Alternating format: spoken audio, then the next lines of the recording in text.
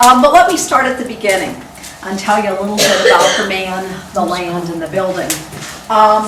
Tom Plant was born in Bath, Maine in 1859 to French-Canadian immigrants. His dad was a fisherman. By the time he was 14 years old, he had to quit school and go off to work. Tom was the oldest. My father, William, was the second oldest. He was 3 years younger. So at a young age, he went to work in the factory, left school, and helped to support his family.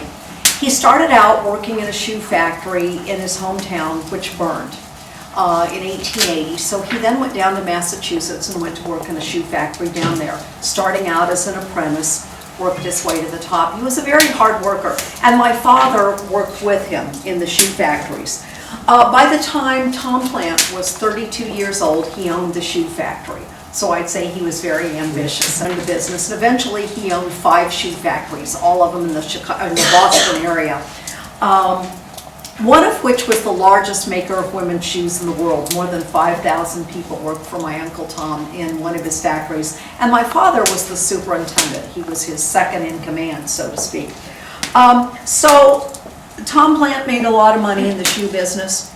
By the time he was 51 years old, he'd had enough fun. He decided to retire. He bought this piece of land first. This was called Ossipee Mountain Park, and it was already an established area with carriage trails and hiking trails. People would come up here and hike and ride horseback.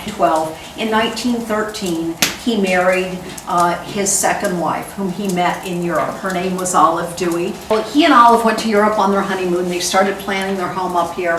Mr. Plant claimed that he hired 1,000 people to build this place, and I don't have any doubt about that.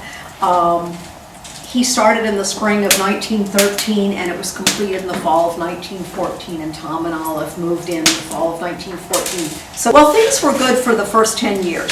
By 1924, Tom Plant was in serious financial trouble. We know that he made a number of bad financial investments. We don't know exactly where all the money went. But Uncle Tom was a very extravagant man. He didn't have any children with either marriage, so he didn't have to really be conservative with his money. He figured he made every dime of that himself. By golly, he could spend it if he wanted to, and he did.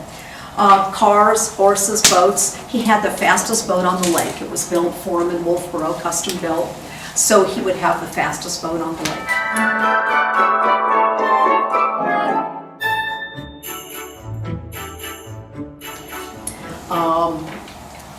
By 1928, he was desperate financially, and he had to mortgage the property.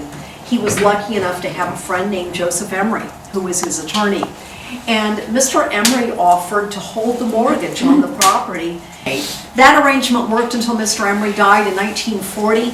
When he passed away, the bank got involved with his estate and discovered that nobody was paying on that big loan that he was holding to Mr. Plant. He didn't live much longer. He passed away in the summer of 1941. Unfortunately for Aunt Olive, the day that Uncle Tom died, she came home from the hospital over in Laconia. She came home up here that night and found that the bank had come here ahead of her and foreclosed on the property. They locked her out of her house the day her husband died and left her with nothing. She had no place to go.